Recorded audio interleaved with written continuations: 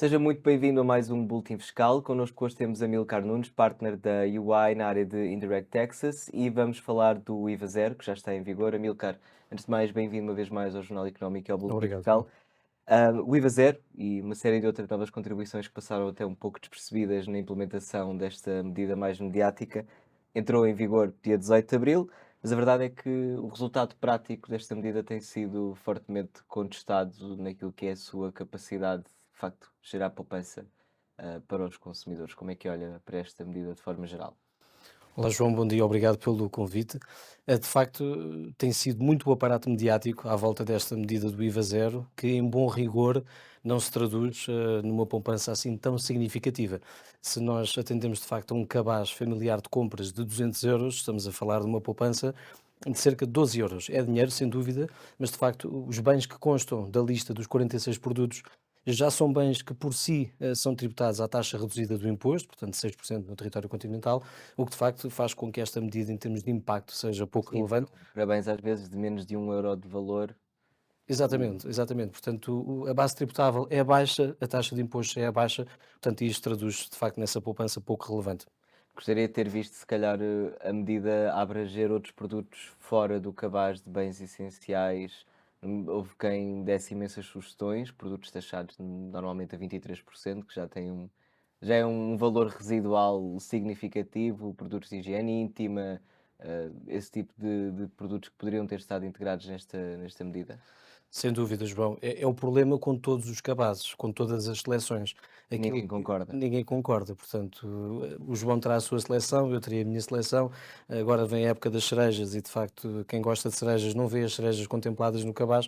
Portanto, teremos sempre esse problema dos gostos, das preferências individuais e daquilo que os consumidores estão efetivamente dispostos a pagar. Portanto, o que nos leva a pensar que se efetivamente uma medida do lado do rendimento não teria sido uma alternativa, mesmo em termos de escolha dos consumidores, do que propriamente reduzir o IVA, de produtos que já são sujeitos a uma taxa reduzida. No seu artigo no Boletim Fiscal desta semana, o Amilcar diz que não desconfia das boas intenções desta medida, mas que a mesma arrisca-se a ser, em vez do IVA zero, ser o IVA da roda dos alimentos. Sem dúvida, porque de facto houve essa preocupação muito grande, acredito que em conjunto com a Ordem dos Nutricionistas, de avaliar quais é que seriam os bens que constituem este cabaz essencial saudável, mas isso não quer dizer que de facto que existam outros bens. Portanto, quando referimos o IVA da roda dos alimentos, referimos muito nesta perspectiva do que é essencial, portanto, o facto de circunscreverem aqueles bens que serão considerados essenciais, saudáveis, ainda que obviamente que haja todo um conjunto de bens também saudáveis e também porventura essenciais. Mas a questão de ser essencial não se prende imediatamente com o facto de serem consumidos. Também poderia ter havido um levantamento daquilo que são os bens mais consumidos pelos portugueses, que não são, porventura, os mais saudáveis constantemente, de forma a garantir que aquilo que é o produto bruto consumido pelos portugueses era o que de facto estava a ter um desconto de IVA, digamos-lhe assim. Claro, poderia ser sempre feita essa escolha. Agora, também haverá um conjunto de objetivos extra-fiscais, portanto, haverá aqui também pedagogia, haverá aqui também objetivos de saúde pública, portanto, e creio que foram todas essas vertentes de política fiscal que se procuraram alcançar, ainda que, mais uma vez, o impacto em termos do alívio que os portugueses irão sentir nas suas carteiras será bastante reduzido, certamente.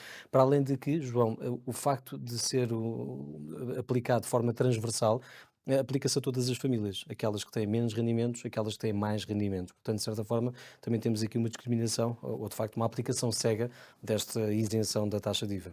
Muito se falou, por um lado, da residualidade destes 6% no cabaz. As contas foram feitas pelo próprio Ministro das Finanças, na altura, em entrevista, penso que é a RTP, se não me engano, em que dava uma poupança de cerca de 12 euros num cabaz de 200 euros, mas não consigo confirmar se eram estes os valores. Eram esses os valores. Ah, Além dessa poupança muito residual, de um valor muito elevado de despesa, apontou-se com uma forte possibilidade aquilo que aconteceu noutros países, como em Espanha, e que estava à vista de todos, que foi o aumento destes preços pré-imposto, antes da medida ser posta em prática. E isso também, viemos a ver, verificou-se gradualmente em alguns produtos, dias antes do imposto ser cortado. Sem dúvida.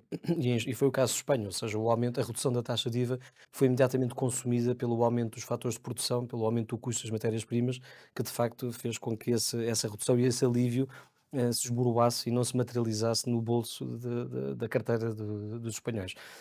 Não sabemos se é aquilo que vai acontecer em Portugal, vamos ver. Temos 6 meses pela frente. Temos 6 meses pela frente. Agora, o que nós sabemos é que, as contas deste tipo de medidas devem ser feitas numa lógica de excedente do consumidor e excedente do produtor, no conjunto aquilo que é o excedente e o bem-estar social.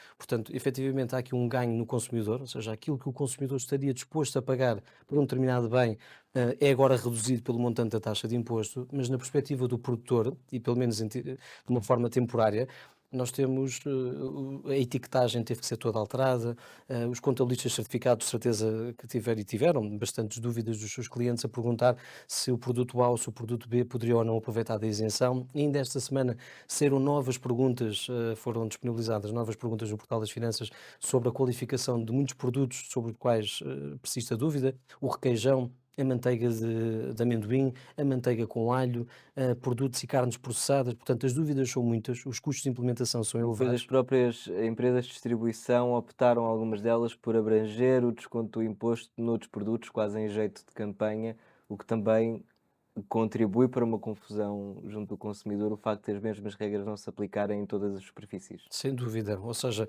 dentro da mesma categoria de produtos, pão, temos diversos tipos de pão.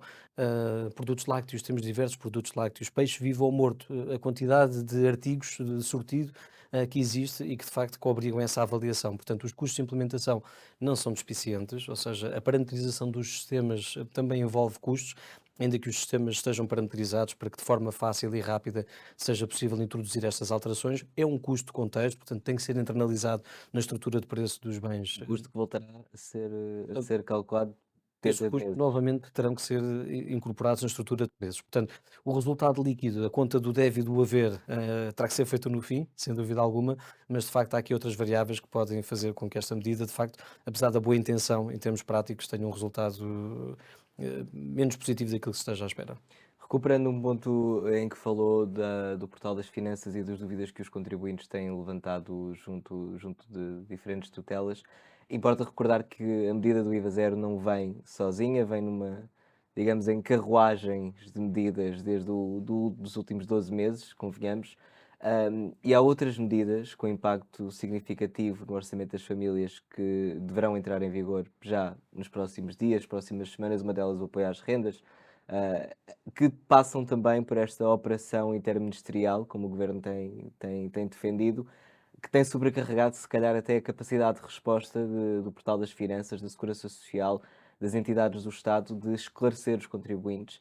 E pergunto-lhe se haverá aqui até um sobrecarregar de competências para estes trabalhadores da função pública que se encarregam de atender os telefones, de responder às perguntas e aos quais a informação aparentemente não está a chegar com a mesma fluidez com que devia. Por não conseguirem avaliar essa sobrecarga de trabalho, nem de horas que os funcionários dos vários tutelas ou dos vários serviços estarão a incorrer. O que lhe posso dizer, de acordo com alguns inquéritos que temos feito na perspectiva do produtor, é que, por exemplo, grossistas, lojas de rua, grandes superfícies, fizeram muitas horas extraordinárias para conseguir fazer todo este processo de etiquetagem, da colocação dos cartazes IVA zero, portanto, da preparação dos sistemas. Houve muitas horas incorridas com a implementação deste sistema. De facto, é uma transição, é a implementação de uma medida. Agora, sem dúvida alguma, que isto terá custos, quer do lado do privado, quer do lado do público. Portanto, ainda que haja muita automatização nos serviços de administração pública, acredito que de facto que também não esteja a ser fácil. Amilcar, muito obrigado mais uma vez por ser juntado a nós no Boletim Fiscal. Obrigado, eu. Bom dia. Obrigado também a si que esteve desse lado a acompanhar. Já sabe que pode ver e rever este e outros vídeos sempre que quiser na JTV, em jornaleconómico.pt. Fique bem.